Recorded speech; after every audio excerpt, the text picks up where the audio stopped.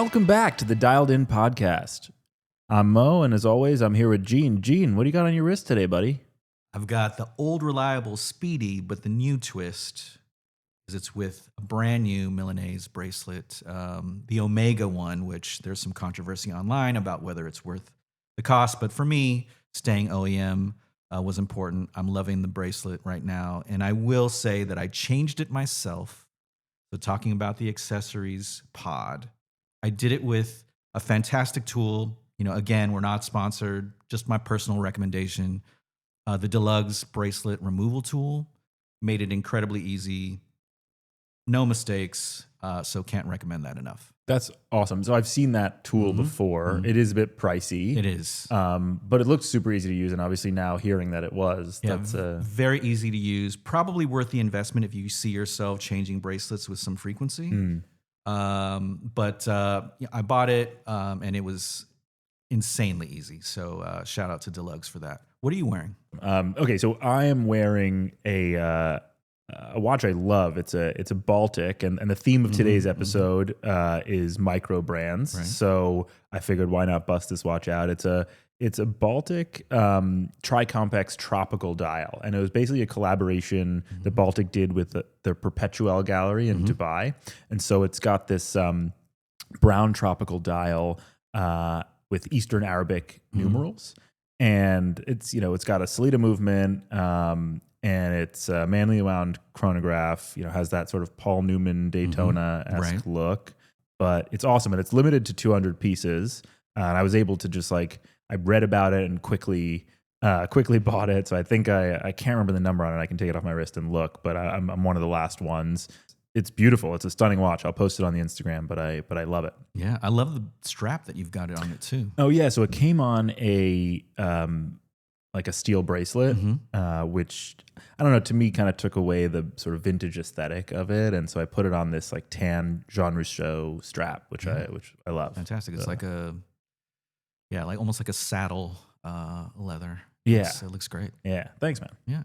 Cool. So as I mentioned, the theme of today's episode is micro brands, and a section at the end about some quote unquote affordable watches that we like. I put it in quotes because we're limiting it to under $5,000, which of course is a lot of effing money, but affordable in the grand scheme of crazy watches out there, and watches we think are worth saving up for. Or getting if you have the means, because they're awesome.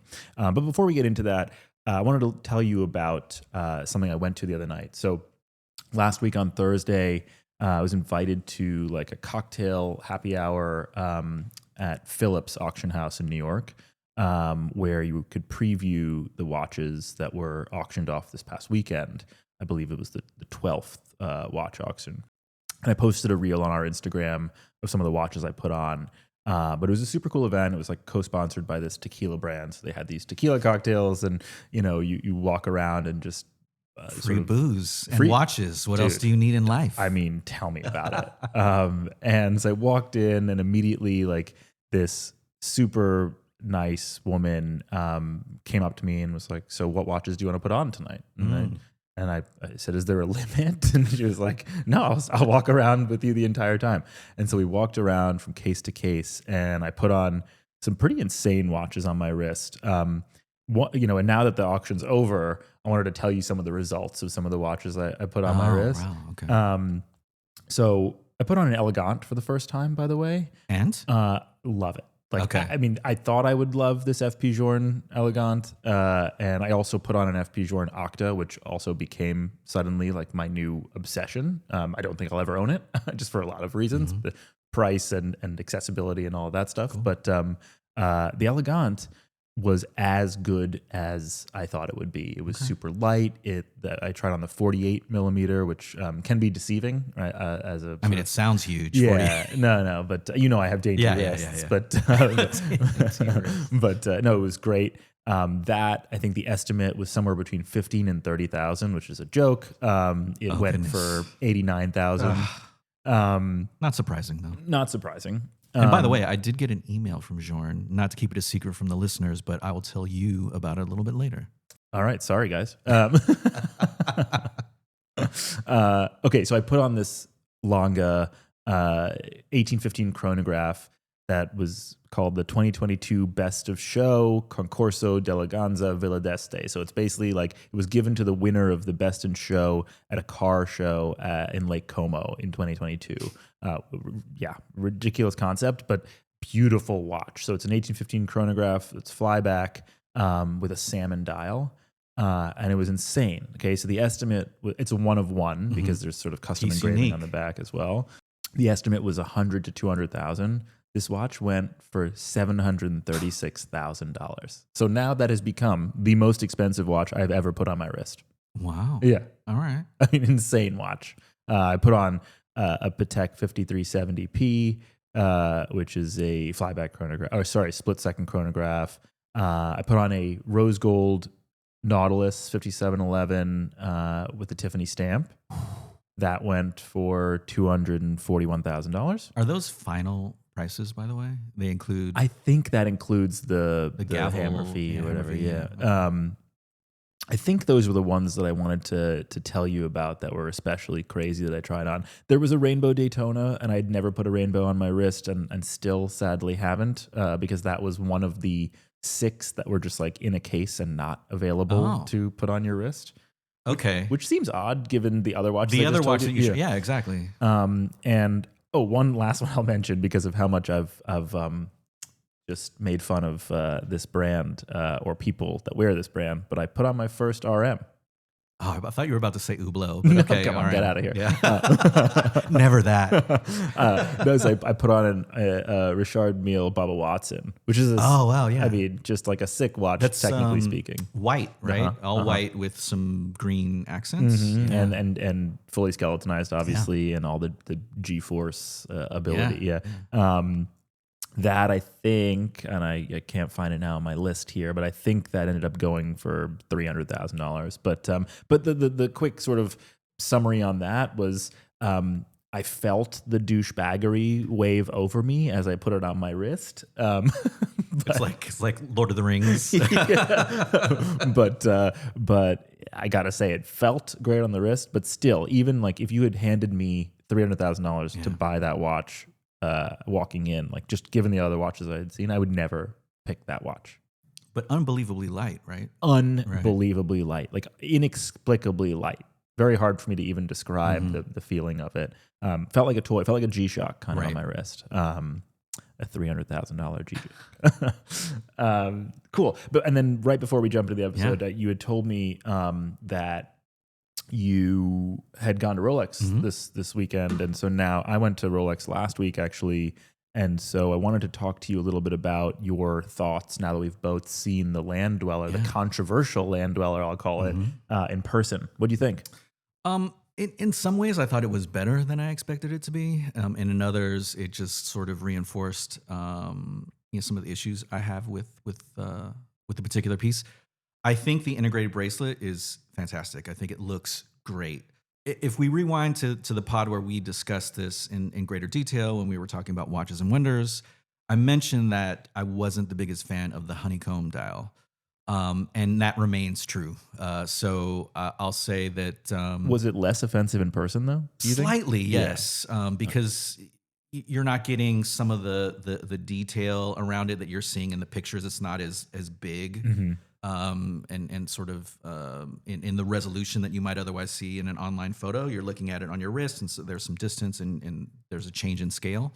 So I liked it better in person. Overall, I'll say that it didn't land on my wish list. Yep. But the stainless steel looks great. The platinum wasn't there, but I did really like the rose gold version quite a bit. So yeah. And in the rose gold, did you try the 36 or the 40? The 40. Okay. Yeah. Okay. So I liked the 40 in steel a lot on my wrist. And then I also tried the rose gold ones on.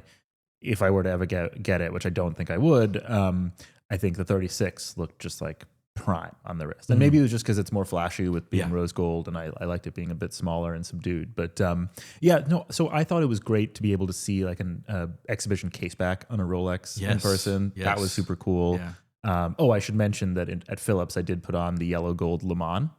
Ooh, that's right. Which you took a photo of it. Yeah, right? which was Dope. Ooh, yeah. Yeah, and that was cool to see the exhibition case back, obviously too. But seeing on a sort of serially produced model is awesome. The thinness, of the watch was kind of amazing to see from a Rolex sports watch. And like you mentioned, the bracelet, I really liked the flat jubilee that they put on this watch. It looks great. Is it going on your wish list? It's the most important question. It's on the list, the steel one. I think, for me, that watch is definitely something I'd wear. I'm a big sort of Royal Oak Nautilus fan, and I feel like this is Rolex's integrated bracelet. Yeah. The history of it all also sort of excites me, Right. if you will, and I do like the way it looks on the wrist. The one thing about the rose gold that I had told our AD that I didn't like is the white dial. It makes it look more feminine to me. Interesting. Okay. Yeah, I just think the gold and white is a very. It is the yellow, gold, and white. Mhm. Yeah. It's feminine, sort of. That's yeah. my take. Okay. Yeah. Okay. Yeah. With that, let's move into the whole point of this episode. Mm-hmm. Let's stop talking about everything I talked about at the beginning, which is insanely priced watches. That's funny. I didn't even think about the dichotomy of the intro versus the actual episode itself. But let's talk about Microbrands. Yeah.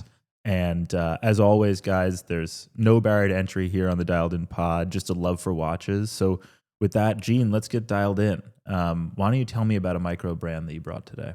Well, let me ask a philosophical question first, Yeah. Which is, and I struggled with this as we were trying to research for this particular episode and put together some ideas and thoughts. But what is a microbrand? Huh. Okay, but let's talk about attributes of a microbrand, Sure, right? sure. I think small production Okay. numbers Yeah. is a key aspect of it. I think one that's up for debate is probably price point. Mm-hmm. Because most micro brands you think of or you talk about, usually those are kind of sub $5,000 watches. That's sort of where my head goes when I think of micro brands. But I don't know. Do you think price is a key aspect of a micro brand? Yeah, I think it's a mixture of price. I think it's also a component of that is probably small production, like you just discussed, and maybe even the direct to consumer aspect of it. Most of the micro brands that we're talking about have a direct to consumer model, and I think it's most likely a mixture of the three. That being said, I don't know that there is a bright line and firm answer on what a micro brand is. I think there's a lot of debate, but my suspicion is that it's some combination of those three attributes. Yeah, I think that's right. And the last thing I would add is maybe, and there are amazing micro brands out there that do kind of make their own movements fully in house. But I think another aspect of it is likely using third party movements. Great call. Yeah. Great call. So tell me. So we're going to discuss a bunch of micro brands today. That you put a list together, I put a list together. So what's the first one on your list? I think the natural transition to this topic is probably to talk about Baltic, since you're wearing one today. Amen. I own them. I think we've been pretty clear across several episodes now that we're huge fans of the brand. And so Baltic, just to give everyone a little bit of a history lesson about its origin, it started in 2017. Its founder is Etienne Malik, and I apologize if I've mispronounced his name.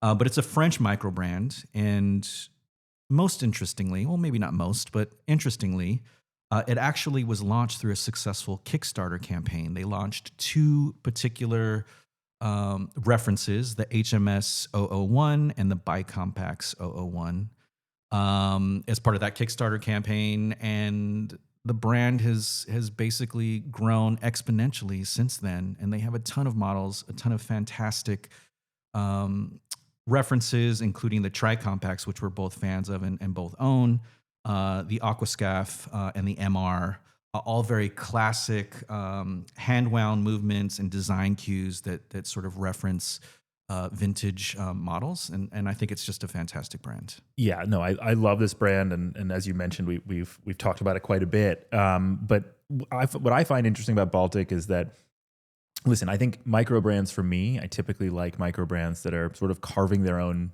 unique path, right? And space in the watch industry, and not those that necessarily like rip off existing designs. But I will say, with the big exception here of Baltic, because they're so good. So you mentioned the founder Etienne, and like the inspiration behind like why he started this brand was actually his late father's vintage watch collection.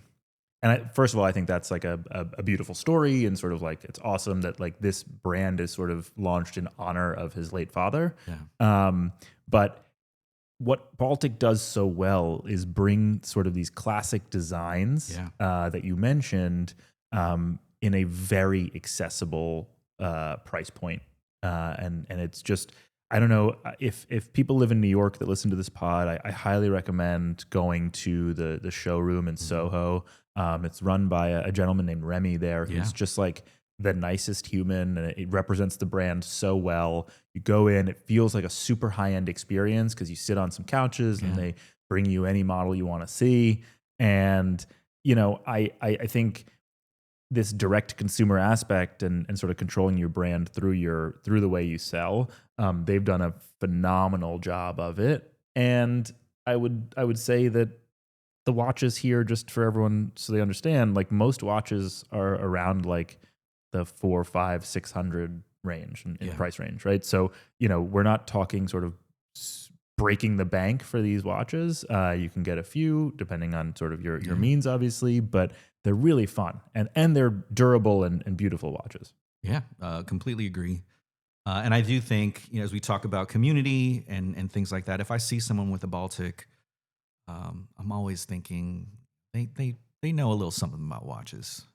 It's not a brand that you just kind of stumble upon. It's generally you've done a little bit of research and you know a bit about the history there. And speaking of which, I think you point out another key thing about what makes a successful brand potentially, which is narrative and storytelling, right? And so I think that's incredibly important. Baltic just hits all the right notes, and I think it's a fantastic micro brand. Can't recommend it enough. Awesome. Agree. Okay. I'm going to bring in Brew watches. So Brew is actually an American micro brand, which I think was founded back in 2015 by a guy named Jonathan Ferrer. And what I think sets it apart is, well, I think what everyone thinks sets it apart is its sort of design philosophy, which is inspired by the aesthetics of industrial espresso machines and sort of, you know, around the ritual of a coffee break. And so they feature like these pretty unique case shapes that are often sort of softened square or rectangular forms, and a blend of like brushed and polished finishes that are meant to evoke the look and feel of a professional espresso machine. And it goes even further, you know, around this core concept of celebrating moments of pause and enjoyment, that they basically integrate into some of their chronograph models, like a specific section of the subdial, often 25 to 35 seconds, which is highlighted to indicate the optimal timing for pulling an espresso shot. And listen, this is sort of, it's a fun story to tell, but taking all of the coffee stuff out of it and the espresso stuff I mentioned, like the watches just look super cool. And they're like super accessible price point, and to me the quality feels great. The one other aspect of it I'll talk about and sort of how they keep the price down is they use mecha quartz for the chronographs. And people who don't know what mecha quartz is, it's like this hybrid technology that combines, of course, the accuracy of a quartz movement with the aesthetics and functionality of a mechanical chronograph. So you have this battery-powered motor, which is regulated by a quartz oscillator to power the hour and minute hands. That's like a normal quartz watch. But it also, on top of that, incorporates a mechanical chronograph module that's powered by the same quartz motor, but it allows for mechanical-like chronograph experience, which is like the sweeping seconds hand and the satisfying reset, which I thought's super cool. So check out Brew if you haven't seen it. So we'll just wait for Brew to become incredibly successful, and then Rolex will create the cafe dweller. I love that. Yeah. All right. What's the next brand on your list? Well, one of my favorites, and I'm expecting a little bit of a hot take from you, just because you've referenced this brand a couple of times, and I know it's not one of your favorites. That being said, I really enjoy Studio Underdog. I think I think it's just irreverence. It's trolly. They're fun, colorful, all of those things. But again, to dig into the history a little bit, it was also a Kickstarter campaign, interestingly enough, Oh, I didn't know that. that launched in 2020 and founded by Richard Bentz. And he was trying to create a serious watch that didn't take itself too seriously. And I think that he's managed to hit it completely on the head with Studio Underdog. Production, at least initially, involved mid-size manual chronographs known for their color combinations. There was a watermelon, like a panda, several other models like an eggplant, cookies and cream. All of these things that take unique color combinations, again with fun, and to your point about a microbrand, also uses a Salida movement, or actually a seagull movement. Sorry. And my favorite model in the bunch is actually the O2 series, which is a field watch. And what they've done there is take a dial that is all lume and then add on top of it a sapphire disc where the numbers are actually printed, and it creates this shadow effect, which I think is really, really cool. But bring it on. Let me hear the feedback. No, I'll be restrained today. I guess I respect anyone who goes and starts a watch brand in modern times, right? A mechanical watch brand in modern times. That's a super hard thing to do, and obviously he's been super successful. I like the story behind it, but I also think it's too on the nose. So from an aesthetic perspective, for most of the watches, not the field watch you mentioned, obviously, but like the milk and cookies or the pepperoni pizza, like they're just, you have like pictures of pepperoni on there. Like, why am I walking around with a watch that has actual sort of like fruit or pictures of food on it? I don't know. To me, it doesn't do anything for me. It seems like a flick flack, that kids version of a swatch. They look incredibly cheap. They don't. I mean, I'm sure they're built well. I have no interest in it. Okay, fair enough. I want to say something that happened with Baltic, or not Baltic, with Studio Underdog recently, which is a Chinese brand called. Actually, I'm forgetting what it's called, but it created a clone essentially of a Studio Underdog watermelon.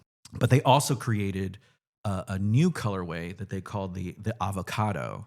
And so what Studio Underdog has now done, and this happened fairly recently, they created a clone of that clone. They created their own avocado and a separate model called the guacamole, just to poke fun at what was obviously a copy, a Chinese copy. And again, speaking to the brand and about like how trolly they are and the irreverence of the brand, you're just not going to see that type of reaction from a micro brand or an independent, and certainly not like a major watch brand ever. And so I just love that approach. I think it's fun, but I hear you. It's not for everyone. And point taken. No. I mean, listen, that's cool because it also engages their community more. Yeah, like they have such a rabid community around their brand, and doing stuff like that just speaks to them even more. And yeah, so it's cool, just not for me.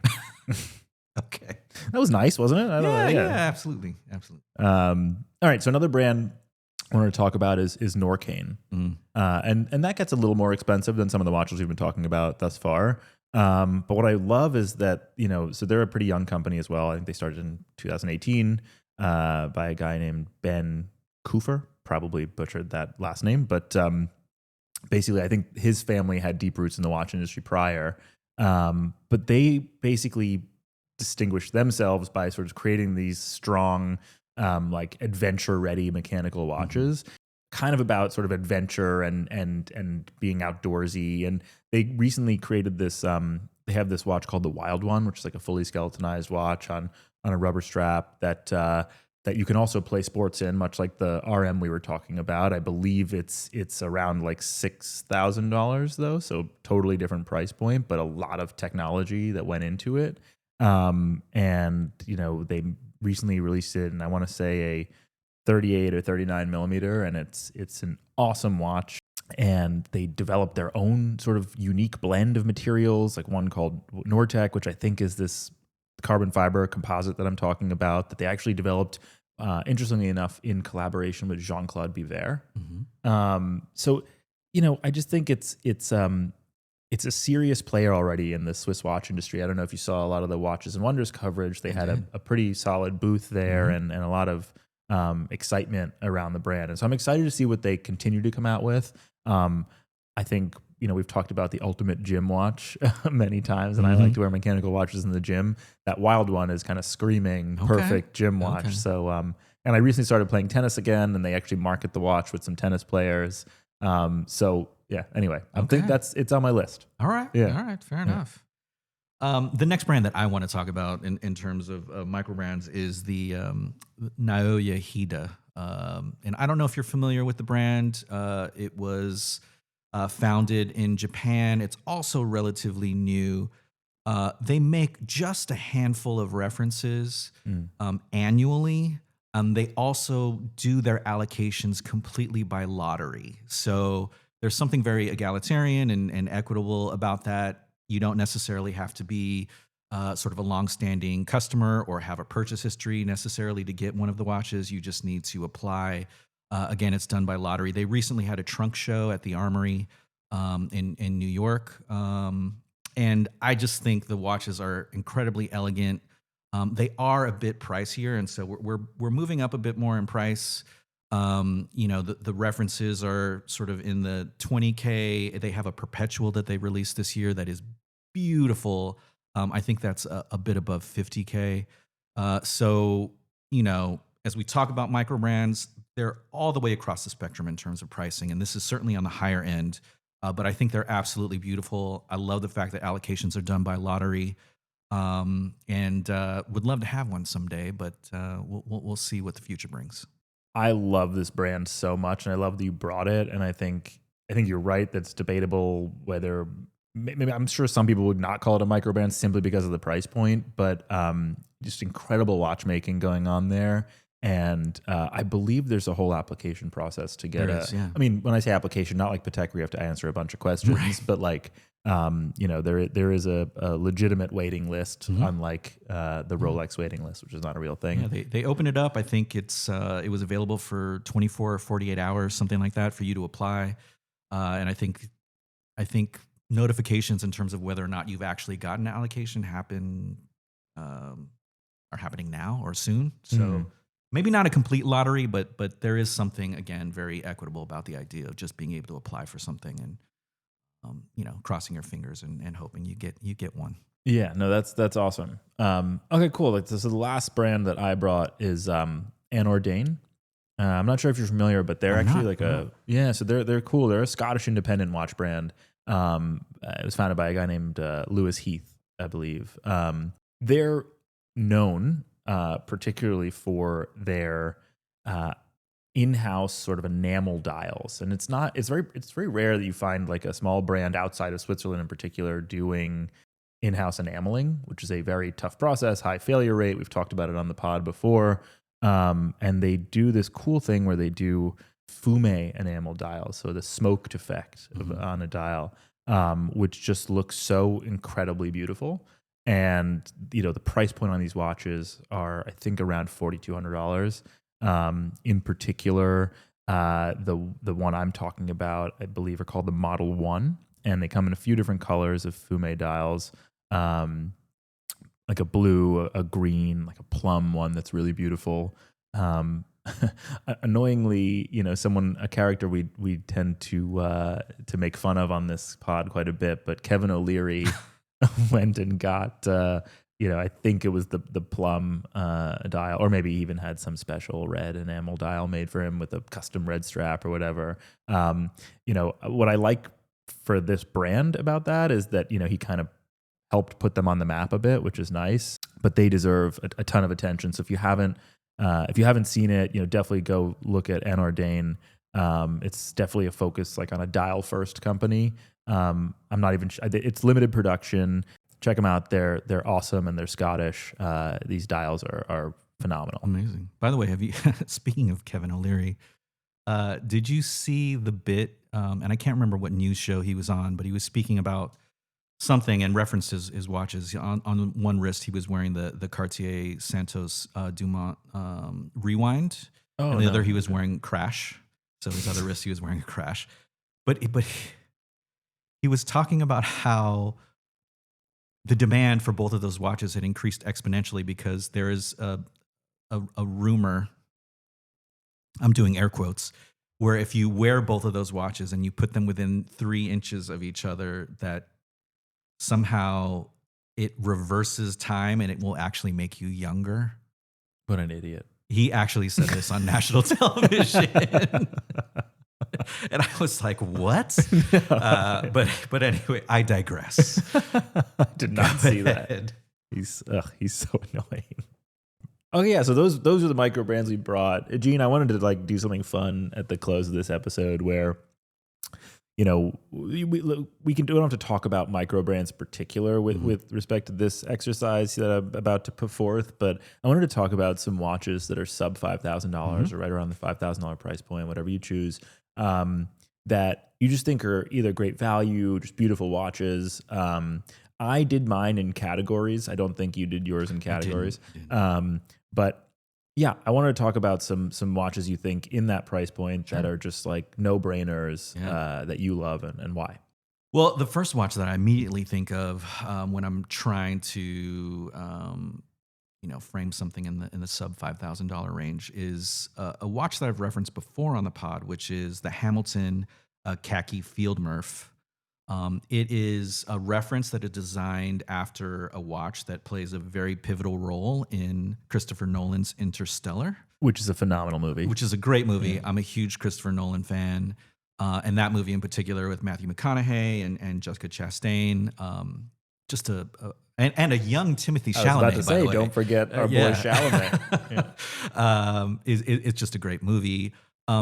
Jessica Chastain has this watch in the movie, which is why it's called the Murph, because her character's name is nicknamed Murph. But now it comes in both a 38 and 42 millimeter size.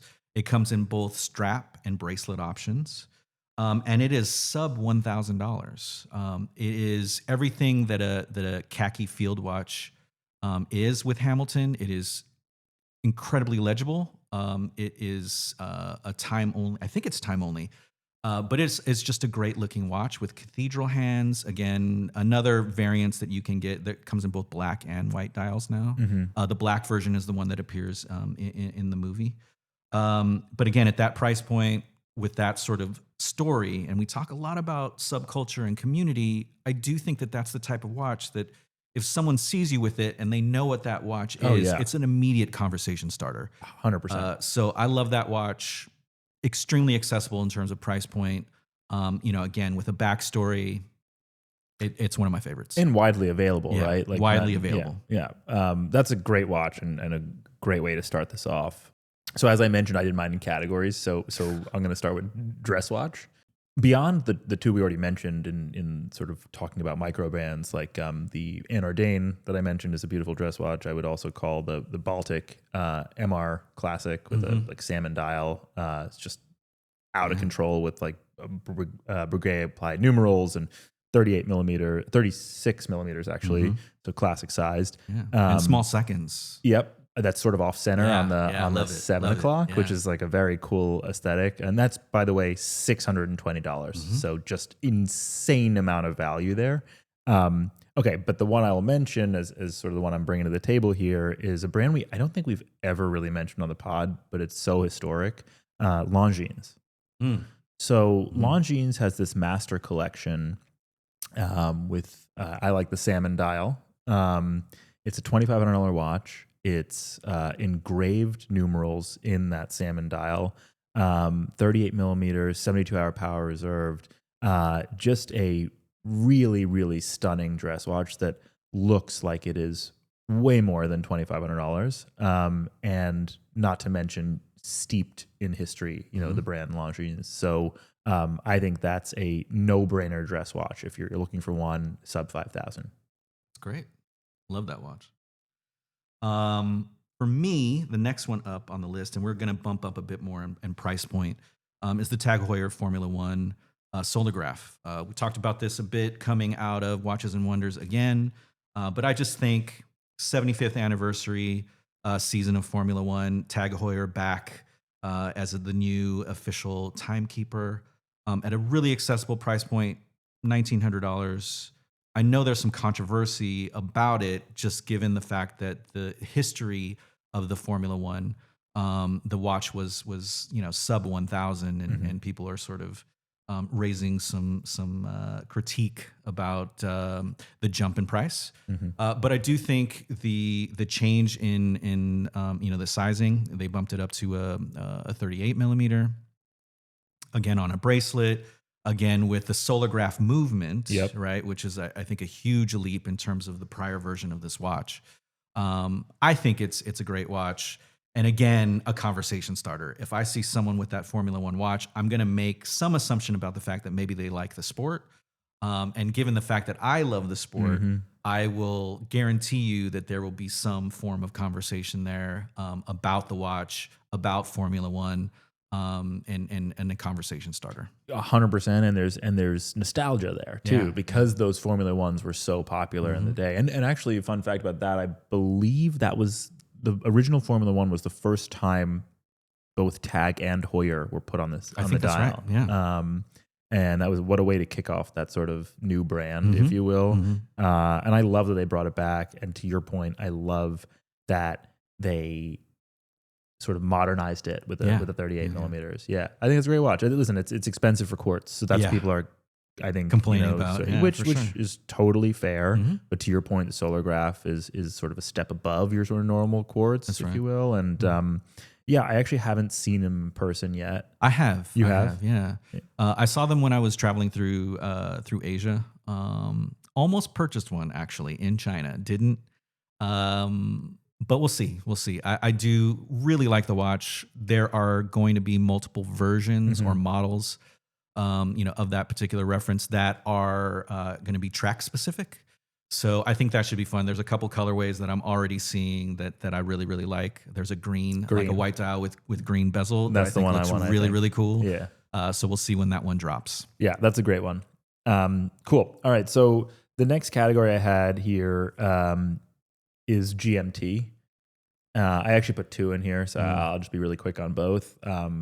A list of watches under $5,000 would be a BS list if we didn't mention Tudor. So I think the Tudor Black Bay 58 GMT that they came out with recently, in like the sort of Coke colors, if you will. People complain about the it's too gilt or too sort of like faux vintage on some pieces of it. I think it's a perfect watch. It's just under $5,000, I believe, at like $4,775 or something like that. 39 millimeters, water resistance of 100 millimeters, 65-hour power reserve, just like really solid and beautiful. I also think it's a conversation starter just because of the success of the Black Bay 58 range and sort of making the 58 range, putting a GMT into that range, and of course the roots of Rolex behind all of it, is interesting. But I think it stands alone. So I don't want to say that it's like get this because it's the sister brand of Rolex. I think in the last 5-ish years, maybe 7-ish years, Tudor has really sort of come out from underneath the Rolex umbrella to establish itself as its own powerhouse. And I think it's fantastic. The second one I'll mention is the Grand Seiko SBGM 221, which is retail just under $5,000, but you can get these things for like $2,500 on the secondary. I mean, that's true of most of the watches that we've just talked about. They're obtainable for a pretty significant discount on the secondary market, inclusive of the Tudor probably. So yeah. And it's this Grand Seiko. I think all Grand Seikos punch above their weight. We've talked about the sort of issue maybe it has, particularly in the West, where you see the name Seiko and you associate it with sort of a cheaper watch, but Grand Seiko is its own animal, and the finishing is incredible. Everything about it is impeccable, and these SBGM 221s just punch way above their weight. Particularly the cream dial, 72-hour power reserve, true GMT, 39.5 millimeters. Just a really, really solid watch. Can go from dress to sporty, depending on how you want to dress it on the strap, if you will. But yeah.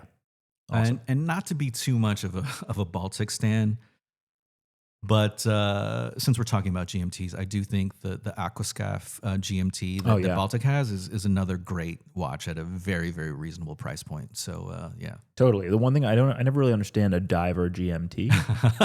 I don't really, but like when are you underwater and be like, I need to know what time it You is in never know. Paris. You never know. Okay. Okay. My third watch that I think is super accessible, and I love the backstory here, by the way, is the VPC Type 37HW. VPC stands for Venustus per Constantium. My Latin is horrible, so please don't flame me in the comments. But it stands for beauty through restraint. And the backstory here, which I think is incredible, is that the founder of this brand, Thomas Van Straten, is a journalist for Fratello Watches. And what he's done that is super interesting is he created an entire blog series on Fratello Watches about how he built this watch brand from scratch. That is so cool. I think it's a 13 or 14 part series. And he literally breaks down everything from the initial idea to the brand name to typography, designing kind of case, choosing the movement, all the trials and tribulations of trying to build a brand from scratch. And I think that kind of historical documentation of the way that this all happened is pretty amazing. But the watch itself is designed as a go anywhere, do anything type watch. I think it's beautiful in its restraint. I think he accomplished the goal. It is very simple, is extremely clean.